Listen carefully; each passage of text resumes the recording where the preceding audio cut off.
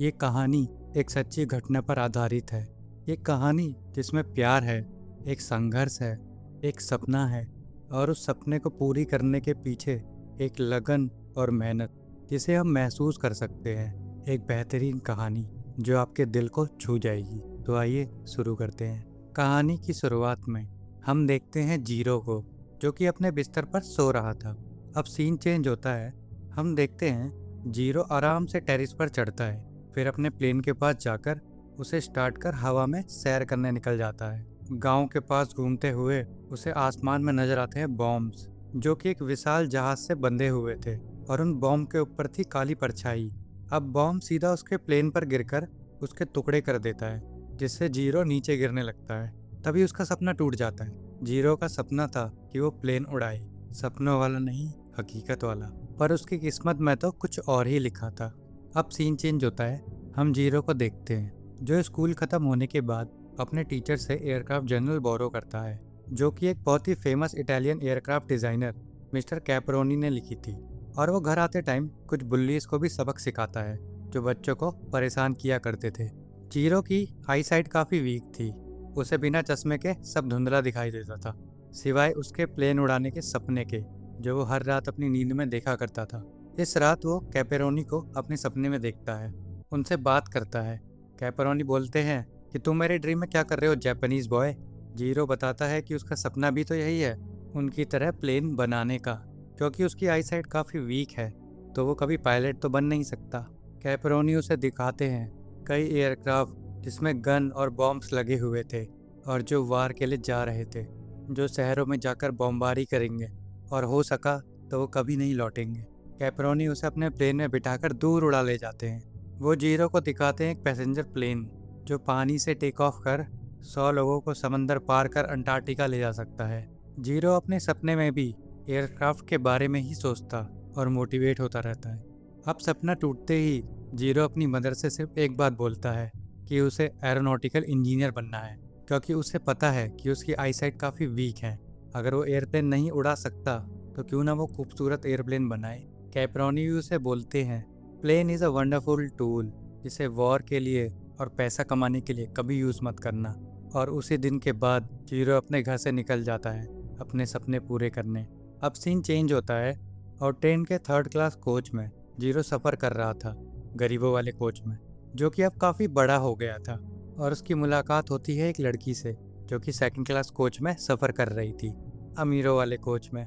अब एक तेज हवा के झोंके से जीरो की हैट उड़ जाती है, जिसे वो लड़की नाव को कैच कर लेती है, जो अपनी आंट के साथ सफ़र कर रही थी।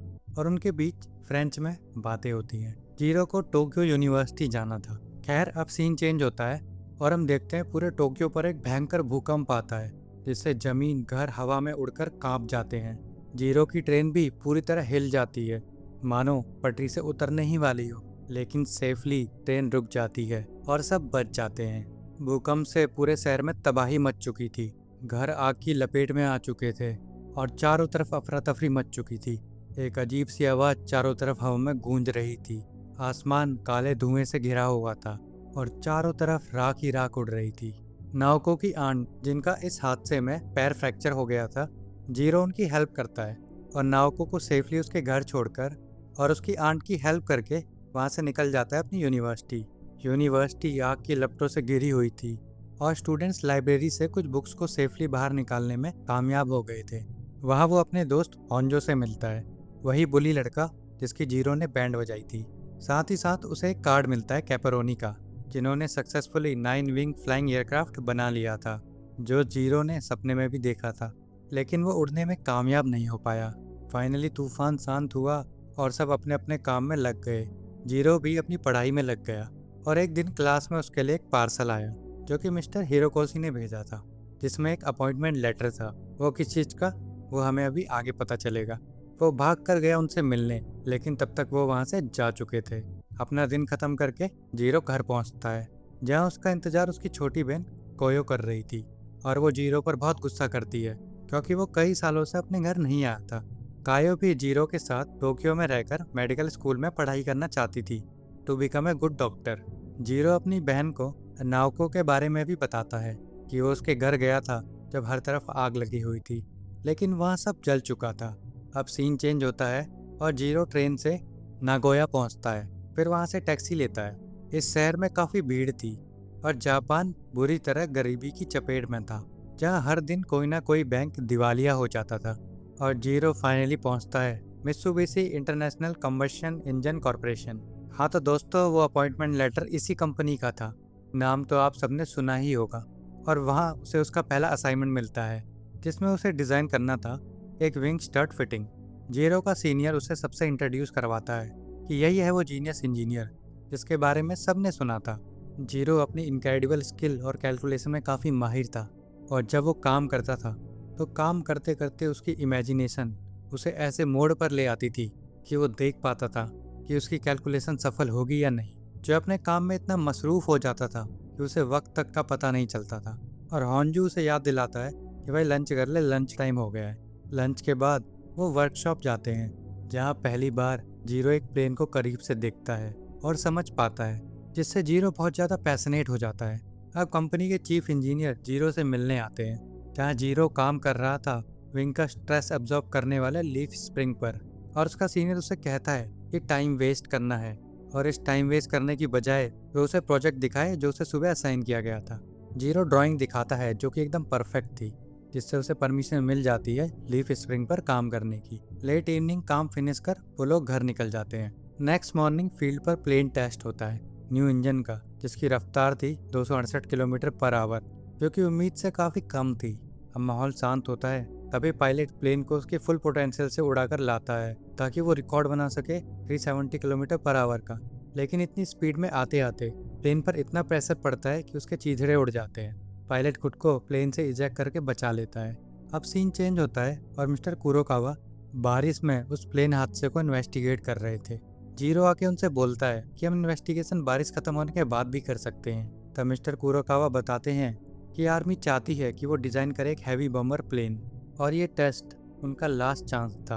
अब आर्मी जर्मनी का दिया हुआ डिज़ाइन ही फॉलो करेगी, और अब जीरो को जर्मनी जाना होगा उसका डिज़ाइन समझने। अब सीन चेंज होता है, जीरो अपना काम ख़त्म करके घर की ओर लौट रहा था, जहाँ वो गरीब बच्चों को देखता है जिनके माँ बाप देर रात काम करके घर लौटा करते थे। और वो इस बात से बहुत चिंतित था कि जापान आखिर इतना गरीब क्यों है, और इनकी सरकार गरीबी मिटाने की जगह जर्मन प्लेन्स खरीद रही है। अब जीरो, हॉन्जो और टीम जर्मनी पहुंच जाते हैं, जहां वो इंस्पेक्शन करते हैं प्लेन G-38 का। एक बहुत ही बड़ा विशाल जहाज, हथियारों से लोडेड और जंग के लिए बिल्कुल तैयार। और जहां तक है जापान इसका इस्तेमाल करेगा अमेरिका पर अटैक करने के लिए। और डॉक्टर यंकर उनको परमिशन देते हैं प्लेन के अंदर जाने की। डॉक्टर यंकर जिन्होंने ही इस प्लेन को डिज़ाइन किया था और बनाया था। और वो विशाल प्लेन आसमान में था। प्लेन के विंग्स के थ्रू एक कंपार्टमेंट से दूसरे कंपार्टमेंट में मूव किया जाता था, जहाँ प्लेन के बड़े से इंजन को भी देखा जा सकता है। लेकिन जर्मन नहीं चाहता कि वो उनकी टेक्नोलॉजी को देखे और कॉपी करें, तो जीरो और होंजो को वहाँ ज़्यादा छेड़छाड़ नहीं करने दी जाती। अब दिन खत्म करके जीरो और होंजो अपने होटल लौट आते हैं विदाउट एनी क्लू। अब देर रात गेट पर नॉक होता है। जापान के ऑफिशियल हेडक्वार्टर से संदेश आया था कि कुछ लोगों को फौरन जापान भेजा जा रहा है।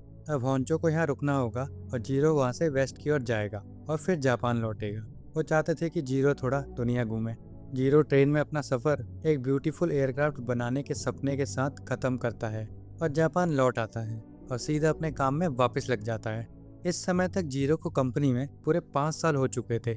अब जीरो को एक असाइनमेंट सौंपा जाता है, नेवी डिज़ाइन कंपटीशन 1932, एक टेंडर जहां नेवी अपने old carrier base fighter plane को रिप्लेस करना चाहती थी न्यू डिज़ाइन वाले एयरक्राफ्ट से, जो कि 350 किलोमीटर पर आवर से 370 किलोमीटर पर आवर की स्पीड को अचीव कर सके।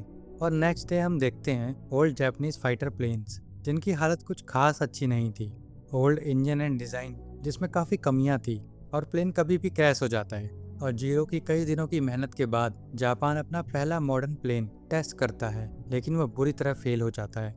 इसी बीच जीरो और नाओगी की छोटी सी मुलाकात होती है।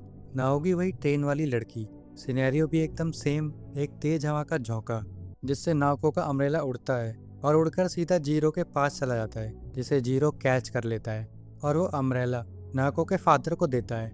अब सीन चेंज होता है, हम देखते हैं जीरो, नाओको और उसके डैड सेम होटल में ही रुके थे। फाइनली जीरो और नाओको की मुलाकात होती है।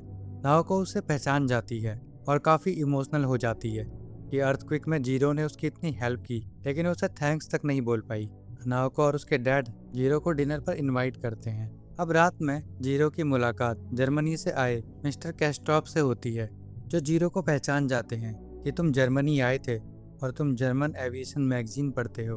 और वो जीरो को बताते हैं कि डॉक्टर यंकर खतरे में है और जर्मन और जापान वार के काफ़ी करीब है।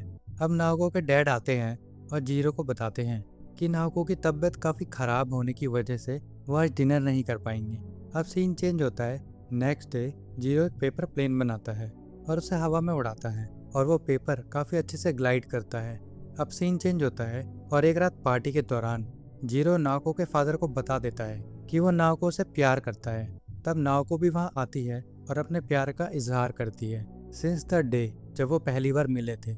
लेकिन नाओको बताती है कि उसकी मदर की 2 साल पहले ट्यूबरक्लोसिस से डेथ हो चुकी है और अब उसे भी ये बीमारी हो चुकी है। स्टिल जीरो नाओको की एंगेजमेंट हो जाती है।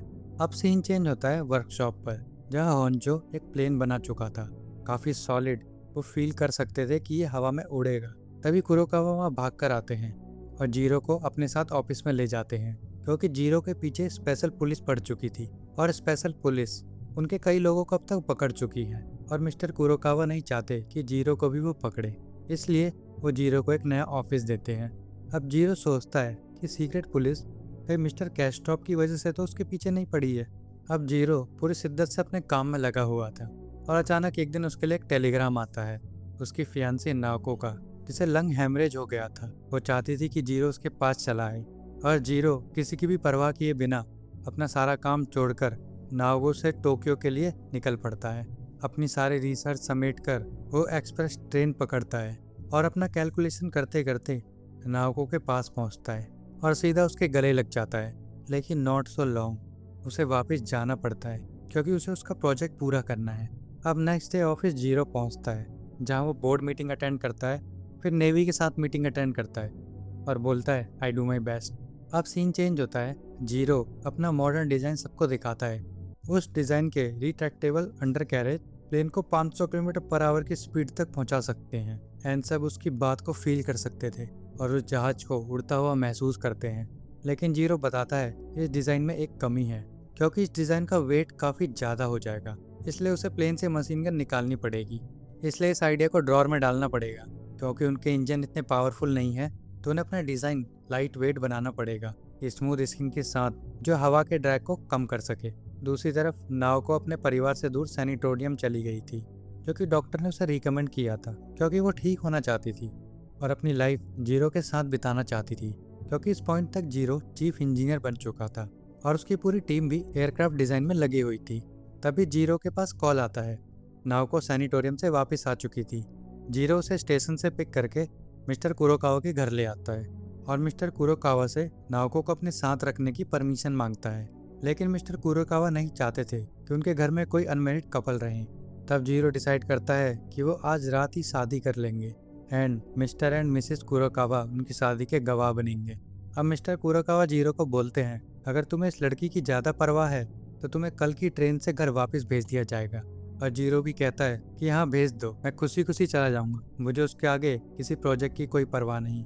मजबूरन मिस्टर कुरोकावा को मानना पड़ता है और वह उन दोनों की शादी उसी रात पूरे रिचुअल के साथ करवाते हैं। अगले दिन जीरो की बहन कायो उससे मिलने आती है मिस्टर कुरोकावा के घर पर, जो कि अपना मेडिकल स्कूल क्लियर कर चुकी थी, और वो एक दूसरे को बधाइयाँ देते हैं। जीरो की छोटी बहन को नाओको की बहुत चिंता थी। वो पूरे दिन अकेले रूम में रहती है और जीरो भी काम से लेट आता है, इसलिए कायो को उसकी बहुत चिंता थी। नाओको अपनी बीमारी से सफ़र कर रही थी और उन दोनों के लिए वो टाइम बहुत ही प्रीशियस था। जीरो रात भर काम करता और नाओको उसे काम करते हुए देखती। जीरो भी पूरी रात उसका हाथ पकड़े काम करता। फाइनली जीरो अपना एयरक्राफ्ट को बिल्ड कर लेता है और आता है टेस्टिंग का दिन। जीरो नाओको को अलविदा बोलकर चला जाता है और नाओको भी रेडी होकर मिस कुरोकावा से ये बोलकर चली जाती है कि वो आज काफ़ी फ्रेश फील कर रही है एंड उसे वॉक पर जाना है, और वो घर से निकल जाती है। और उसी टाइम कायो भी मिस कुरोकावा के घर आ रही थी।